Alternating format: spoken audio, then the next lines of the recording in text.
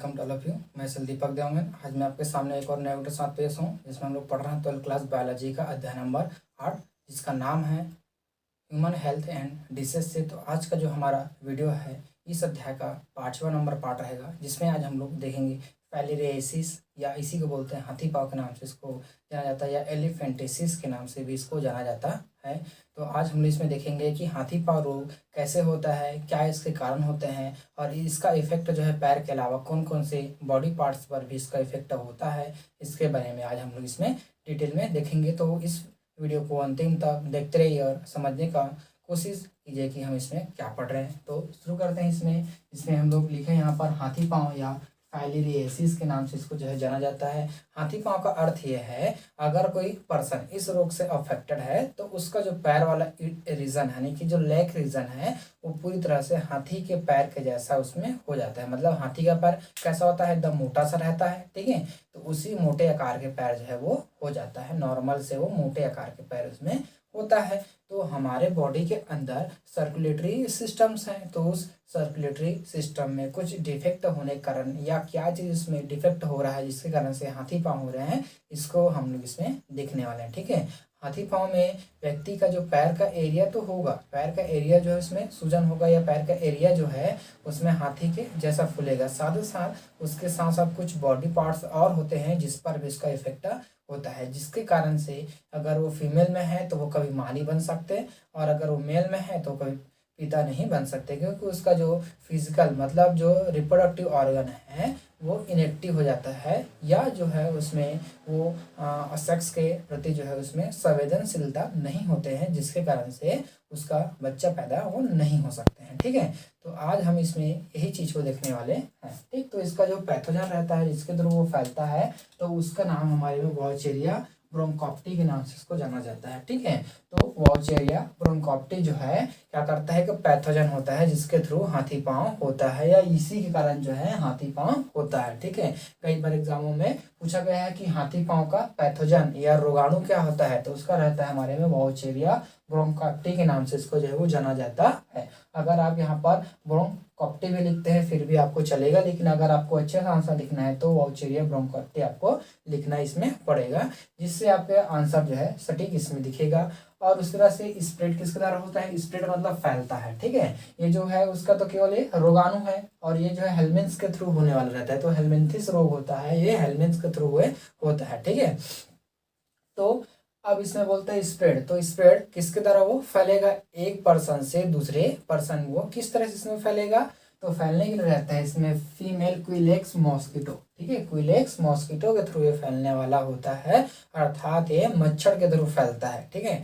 मच्छर के थ्रू फैल रहा है तो इसमें क्या बनेगा, उसके मुंह में लार्वा रहेंगे, तो लार्वा हमारे बॉडी में इन्फेक्ट जब करेगा, उसमें इंजेक्ट जब होंगे तभी हमें उसका मतलब लाइफ साइकिल जो है उसमें वो चलेगा, ठीक है। तो इसी को देखेंगे, स्प्रेड होगा। तो स्प्रेड का अर्थ होता है फैलता है, एक इंसान से दूसरे स्थान तीसरे इंसान में ये फैलते कैसे हैं, इसको बोला गया स्प्रेड। तो ये जो है फीमेल क्विलेक्स मॉस्किटो मादा क्विलेक्स मच्छर के द्वारा फैलने वाला होता है, ठीक है।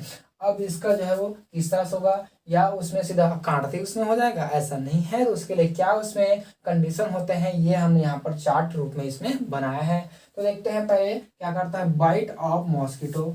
मॉस्किटो आपका बाइट करेगा, कहाँ पर बाइट करेगा, आपके लेग रीजन में। कहाँ पर बाइट करेगा, आपके लेग वाले जो रीजन रहता है वहां पर इसको बाइट करता है, ठीक है। जो मॉस्किटो है कहीं से उड़कर आते हैं, बहुत सारे जो है इधर उधर से उड़कर आते हैं और हमारे हाथ पैर को वो काटते हैं, तो ये जो है लेग पर ही इसका इफेक्ट होता है, ठीक है। लेग पर ही इसका इफेक्ट होगा। तो बाइट ऑफ मॉस्किटो अगर हाथ को काट रहा है तो हाथ में इसका इफेक्ट वो नहीं करेगा, लेकिन लेग पर इसका इफेक्ट होगा। वो क्यों होगा अभी हम इसमें देखेंगे। तो यहाँ पर क्या है, बाइट ऑफ मॉस्किटो। तो मॉस्किटो ने जब इसके पैर को या किसी इंसान के पर्सन के पैर पर इफेक्ट किया, काटे, तब क्या होता है, लार्वा इंजेक्ट टू ब्लड, ठीक है। लार्वा क्या होगा, इंजेक्ट होगा, कहाँ पर, ब्लड में जो है वो जाएंगे, ठीक है। इंजेक्ट होगा या ट्रांसफॉर्म होगा, किसमें, आपके ब्लड में जो है इसमें होंगे। तो यहाँ पर लिख देते हैं ट्रांसफॉर्म, ठीक है। ट्रांसफॉर्म्ड होगा कहाँ पर, ब्लड में जो है वो जाएंगे। अब ब्लड में जाने के बाद हमारे बॉडी के अंदर जो है एक एक स्पेशल टाइप का उसमें जो है वेसल्स पाए जाते हैं, जिसमें रहता है हमारे लिम्फ नोड, जिसमें रहता है हमारे पास लिम्फ नोड या लिम्फ के वेसल्स, ठीक है। तो लिम्फ के जो वेसल्स होते हैं उसी में पाया जाता है लिम्फ नोड। तो ये लिम्फ में जाकर जो है वो स्टेबल हो जाते हैं, ठीक है। क्या होगा, पहले क्या किया, मॉस्किटो ने बाइट किया, काटे, काटने के बाद क्या हुआ, लार्वा कहाँ पर गया, उसके ब्लड में, जिस इंसान को काटेगा उसके ब्लड में गया है।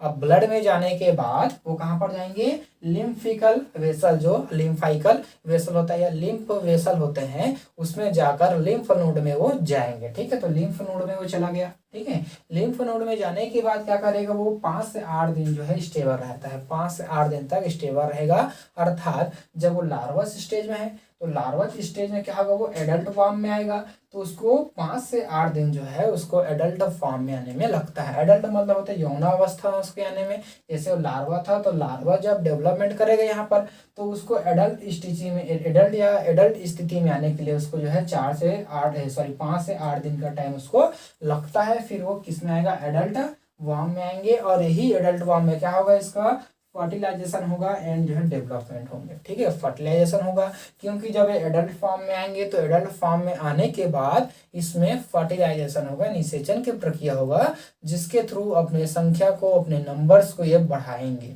ठीक है। जिसके थ्रू क्या करेगा, अपने नंबर्स को, संख्या को ये बढ़ाते हुए जाएंगे। फिर इसमें क्या होगा, डेवलपमेंट नहीं होंगे। फर्टिलाइजेशन के बाद फिर से इसमें लार्वा का फॉर्मेशन होगा, तो लार्वा फिर से क्या करेगा, उसका डेवलपमेंट होगा, मतलब एडल्ट फॉर्म में आने के लिए उसमें डेवलपमेंट जो है वो चलेगा, ठीक है।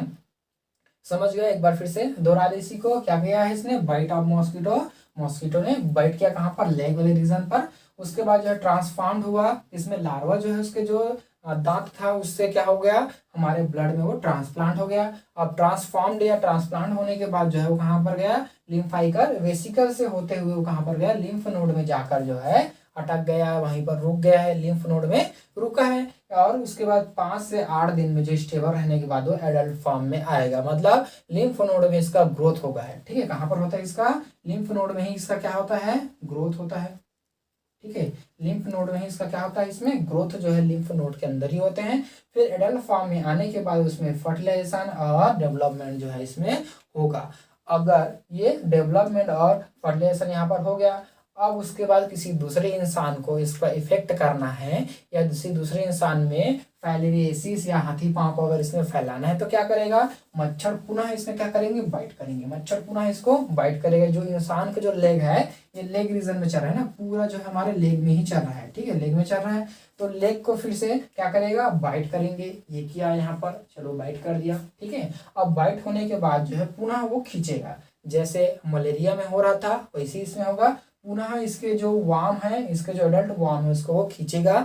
अब खींचने के बाद जो है आगे जाकर किसमें होगा, जो हमारे पास मॉस्किटो है, आपके जो हमारे पास मॉस्किटो है, इसमें फिर से इसका डेवलपमेंट होंगे, और डेवलपमेंट होने के बाद जो है पुनः इसको क्या करेगा, वो बाइट करेगा। इसके द्वारा इसमें जो है किसी इंसान को फिर से वो बाइट करने के लिए तैयार होते हैं। तो मॉस्किटो में फिर से इसमें डेवलपमेंट होता है। अर्थात इसका जो साइकिल होता है वो 2 तरीके से चलता है। एक चलता है ह्यूमन के लेग में और दूसरा चलता है इसमें किस में चलता है, आपके मॉस्किटो के बॉडी में चलता है। तो 2 तरीके से इसमें चलते हैं। तो अगर वो बाइट किया है तो लार्वा इंजेक्ट हुआ, और लार्वा इंजेक्ट होने के बाद वो जो है लिम्फाइकल नोड से, उसके बाद जो एडल्ट, फिर यहाँ पर डेवलपमेंट होने के बाद फिर से उसको बाइट करके खींच लेगा। खींचने के बाद जो है उसमें फिर से डेवलपमेंट होता है, किसमें, मॉस्किटो में। फिर उसके बाद उसका जो लार्वा के थ्रू उसमें फिर से पहुंचाने का काम वो करता है। तो कुछ इस तरह से इसमें जो है वो चलते हुए जाते हैं। अब देखते हैं इसका डायग्राम पर इसका क्या इफेक्ट देखने को हमको मिलता है। तो यहाँ पर देख सकते हैं ये नॉर्मल लेग है हमारे पास। तो नॉर्मल लेग में क्या है, ये है स्क्रोटम है, ये जो है क्या है हमारे पास, ये स्क्रोटम है ना। अब स्क्रोटम में क्या पाया जाता है, हमारे पास टेस्टिस होता है। तो यहाँ पर हम लोग थोड़ा सा टेस्टिस को इसमें बना लेते हैं। तो ये स्क्रोटम के अंदर ये टेस्टिस है, ये टेस्टिस है, ठीक है। और टेस्टिस के ऊपर का जो ढक्कन है वो हमारे स्क्रोटम है। अब ये उसका लेग है, ठीक है, ये पूरा उसका लेग है, ये जो है लेग है उसका। तो अब जो नीचे अंदर की ओर जो है ये रेड कलर में आपको जो दिख रहा है, इसको बोलते हैं हमारे में, क्या है हमारे में, ये लिखे हमने लिम्फेटिक वेसल है, ठीक है। ये क्या है, लिम्फेटिक वेसल है। और इसमें जो ये उभरा हुआ रीजन है, यहाँ पर जो उभरा हुआ रीजन है इसको बोलते हैं लिम्फ नोड के नाम से इसको जाना जाता है। तो इसी लिम्फ नोड में आकर क्या करेगा, ये जो हमारा वार्म है, वाम मतलब कि जो हमारा लार्वा है यहीं पर आकर स्टेबल होंगे और ऐसा इसमें जो है आकर ऐसा रुकेगा, ठीक है, इसी में आकर रुकेंगे, जिसके कारण से क्या होगा, ये जो लिम्फेटिक वेसिकल है इसमें जो है लिम्फ इसमें जाकर एकत्रित होंगे और लिम्फ जो है इसमें डाइजेस्ट भी होगा, तो साथ साथ इसमें क्या होगा, लिम्फ नोड का जो आकृति है वो भी बढ़ेगा, लिम्फ नोड का आकृति क्या होगा इसमें बढ़ेगा। तो दूसरा डायग्राम देखते हैं, ये है अफेक्टेड का, है ना, अफेक्टेड लेगा इसमें क्या होगा, ये स्क्रोटम है, तो जो टेस्टिस का जो आकृति है, ठीक है, जो टेस्टिस का आकृति है वो कभी नहीं बदलता, टेस्टिस उतना ही बड़ा रहेगा लेकिन उसका स्क्रोटम सॉरी टेस्टिस उतना ही रहेगा लेकिन उसका स्क्रोटम जो है वो बड़ा हो जाते हैं, ठीक है। अब क्या हुआ है, ये हमारे लिम्फेटिक वेसिकल है, तो लिम्फेटिक वेसिकल में तो कोई चेंज हुआ लेकिन इसके लिम्फ नोड में है चेंज हो गया, मतलब यहाँ पर क्या हुआ है, ये जो हमारा वाम था यहीं पर आकर एकत्रित हुआ ऐसा इसमें और अपने नंबर्स में ग्रोथ करते गए, तो कुछ कम था मतलब 2-4 थे, तो धीरे धीरे धीरे धीरे अपनी संख्या को यहाँ पर बढ़ाते गए, जिसके कारण से जो लिम्फ नोड वाला जो रीजन है वो फूल गया और फूलने के कारण जो है इसमें क्या दिख रहा है हमको, ये मोटा हो गया और धीरे धीरे ये कैसे होते हैं, यहाँ से लिम्फेटिक जो वेसिकल से होते हुए यहाँ से वो लीकेज करेगा और लीकेज होने के बाद जो है जो लिम्फ है हमारे पास, जो लिम्फ है वो हमारे किसमें भी आ जाते हैं, लेग के जो मसल्स आते हैं उसमें भी आ जाते हैं, जिसके कारण से लिम्फेटिक यानी कि लिम्फ नोड के ग्रोथ होने के साथ साथ हमारा जो लेग का जो रीजन है मसल्स है वो भी कैसा हुआ इसमें ग्रोथ वो कर जाता है, तो दोनों इसमें ग्रोथ होता है, ठीक है। समझे इसमें क्या हुआ है, इसमें आ गया हमारा क्या आया, इसमें वार्म आया, वार्म आकर यहीं पर डेवलपमेंट कर रहा है, तो डेवलपमेंट होने के कारण ये होगा लिम्फ नोड भी फैलेगा, बड़ा होगा, साथ ही साथ यहाँ से लीकेज भी करेगा, वो यहाँ से ऐसा इसमें लीकेज होगा, इधर भी लीकेज होंगे, इधर भी ऐसा, तो इसमें लीकेज होने के कारण जो हमारे पास वार्म है वो लीकेज होने के कारण या लिम्फ जो है लिम्फ लीकेज होने के कारण जो है ये भी रीजन हमारा जो लेग का रीजन है वो भी कैसा होगा, चौड़ा होंगे, फैलते हुए जाएंगे, जिसके कारण से नॉर्मल लेग से हमारा जो लेग है वो अफेक्टेड या बड़ा सा फूल जाता है, जिसको बोलते हैं हाथी पांव डिजीज के नाम से इसको जाना जाता है, ठीक है, इसी कारण हाथी पांव वो होता है। अब देखते हैं इसका सिम्टम्स क्या क्या होते हैं, तो सिम्टम्स में सबसे पहला आता है इसमें हमारे पास फीवर, ठीक है, सबसे पहला आता है हमारे पास फीवर, फीवर है कि इसमें जाहिर सी बात है कि हल्का हल्का उसको जो है वो बुखार इसमें रहेंगे, फीवर उसको रहेगा, ठीक है। फिर बोलते हैं हमारे में स्वेलन लिम्फेटिक्स, आपका जो लिम्फ नोड है वो कैसा हो गया है, फैल गया है, स्वेलन हुआ है, तो इसमें वो फैलता है, स्वेलन जो है होते हैं।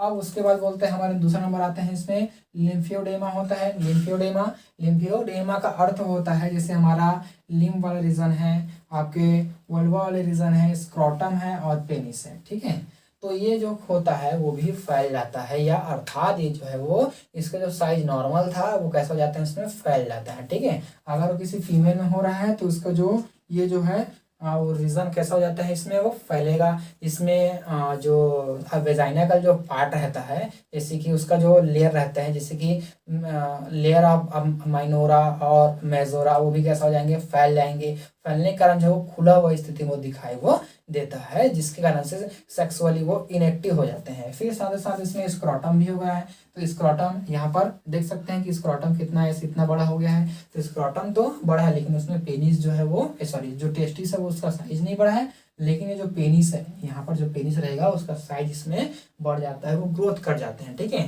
पेनिस का साइज अगर नॉर्मल है तो नॉर्मल से जो है वो मोटा हो जाएंगे, जिसके कारण से उसमें मैथुन की इच्छा या सेक्स की इच्छा जो है उसमें खत्म हो जाता है, या इसकी स्टेरिलिटी उसमें जो है वो आ जाता है ना, तो इसमें जो है वो ऐसा होता है और लिम्फ भी इसमें वो चौड़ा होते हैं, तो ठीक है। तो ये था हमारे में आज का हाथी पांव या फाइलेरियोसिस के बारे में आज हमने देखे हैं। आई होप कि जो आज का जो हमारा वीडियो आपको पसंद आया होगा, तो देखते रहिए हमारा यूट्यूब चैनल। धन्यवाद, थैंक यू।